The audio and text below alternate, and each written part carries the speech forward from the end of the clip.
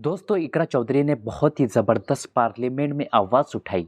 इकरा चौधरी ने पार्लियामेंट में गरीबों और बांग्लादेश के हिंदू पर अत्याचार को लेकर पार्लियामेंट में बहुत ही ज़बरदस्त तरीके से आवाज़ उठाई। इस वीडियो को ज़रूर देखें। माननीय श्री इकरा चौधरी जी। धन्यवाद सभापति महोदय, आपने मुझे इस विशेष चर्चा पर बोलने का मौका दिया। भारत के संविधान के 75वें वर्ष की चर्चा के मौके पर मैं सबसे पहले संविधान बनाने वालों की दूरदृष्टि को सलाम करती हूं। एक युवा सांसद के तौर पर मैं अपनी उम्मीदों को संविधान के साथ जोड़कर खास तौर पर यह बताना चाहती हूं कि आज हमारे देश में पिछड़े, दलित, अल्पसंख्यक समुदाय को किस तरह अपने संवैधानिक अधिकारों और आज़ादियों की हिफाजत के लिए हर रोज मुश्किलों का सामना करना पड़ रहा है। Doctor B.R. अम्बेडकर के कथन से अपनी बात रखना चाहती हूँ। उन्होंने कहा था, मुझे अपने भारतवर्ष पर फक्र है कि जिसके पास ऐसा संविधान है जो लोकतंत्र, समाजवाद और सेक्युलरिज्म को संजोता है। लेकिन आज ऐसा लगता है जैसे संविधान की किताब तो है, पर इसे चलाने वालों का ईमान गुम हो गया है। आज हिंदुस्तान में हर वर्ग को किसी न किसी चुनौती का सामना करना पड़ रहा है, मगर अल्पसंख्यक, खासतौर पर मुसलमानों पर जो कहर टूटा है वो किसी से छुपा नहीं है। ये लोग सिर्फ अपने मजहबी पहचान की वजह से निशाने पर हैं। संविधान का अनुच्छेद 15 कहता है कि किसी भी नागरिक के साथ धर्म, जाति या किसी और वजह से भेदभाव नहीं होना चाहिए, लेकिन हकीकत इसके उलट है।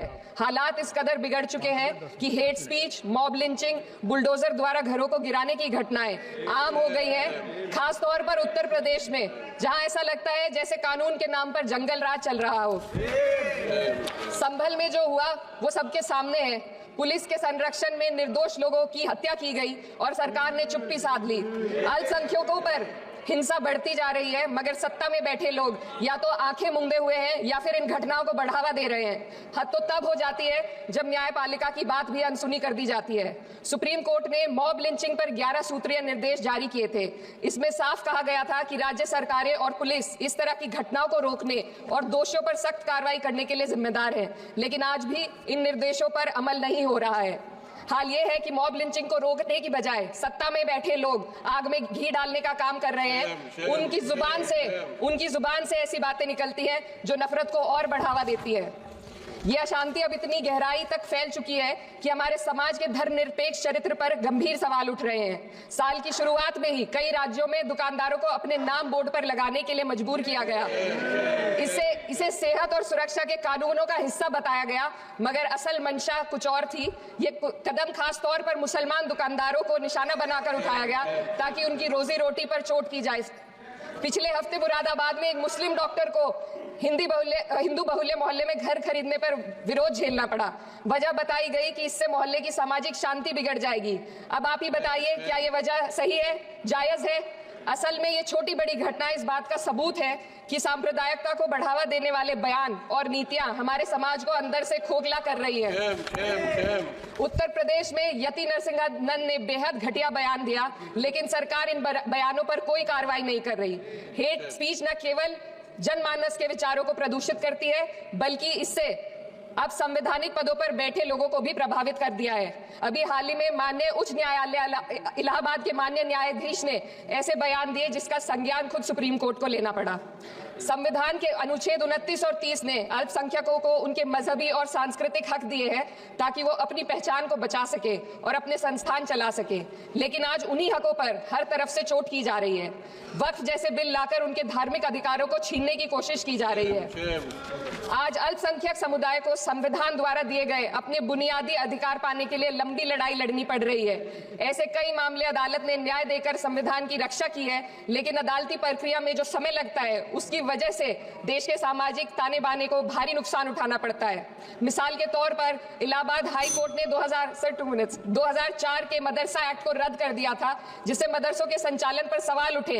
हालांकि सुप्रीम कोर्ट ने बाद में इस फैसले को पलट दिया और एक्ट को वैध करार दिया, लेकिन इस प्रक्रिया में जो समय लगा उसने अल्पसंख्यकों को बेचैनी और संघर्ष के दौर में डाला है। इसी कड़ी में प्लेसेस ऑफ वर्शिप एक्ट 91 भी आता है और कई अन्य अधिकार, उन्हें भी इसी तरह अदालती लड़ाइयों में उलझाया जा रहा है। ये स्थिति न केवल अल्पसंख्यकों के अधिकारों की राह में रुकावट है, बल्कि justice delayed is justice denied जैसी कहावत को सिद्ध करती है। मैं इस सदन से दुनिया भर के अल्पसंख्यकों की आवाज उठाना चाहती हूँ, खास तौर पर हमारे पड़ोसी देश बांग्लादेश पे, खासतौर पर हमारे पड़ोसी देश बांग्लादेश में अल्पसंख्यकों के साथ जो हो रहा है वे दिल को गहरे तक चोट पहुंचाने वाला है। उनकी जान माल की हत्या की जा रही है। बांग्लादेश हो या हिंदुस्तान हो या कोई और देश, अल्पसंख्यकों की सुरक्षा, इज्जत और अधिकारों की हिफाजत हर सरकार की सबसे पहली जिम्मेदारी होनी चाहिए।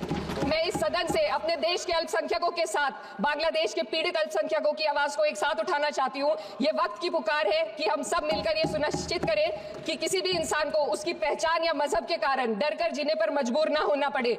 जहाँ हक छीने जाते हैं वहाँ अमन खो जाता है। ये बात हर सरकार को समझनी चाहिए। अगर हम सच में अपने संविधान का सम्मान करना चाहते हैं तो हमें नफरत और भेदभाव को खत्म करना होगा। हमें ये दिखाना होगा कि ये मुल्क हर वर्ग, हर जाति, हर धर्म और हर समुदाय का है और जब तक ऐसा नहीं होगा तब तक संविधान की आत्मा सिसकती रहेगी। सर, अपनी बात को खत्म करते हुए मैं एक शेर अर्ज करना चाहती हूँ।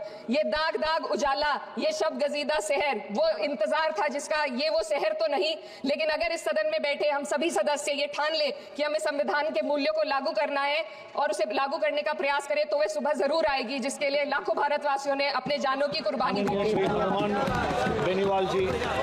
हनुमान बेनीवाल जी।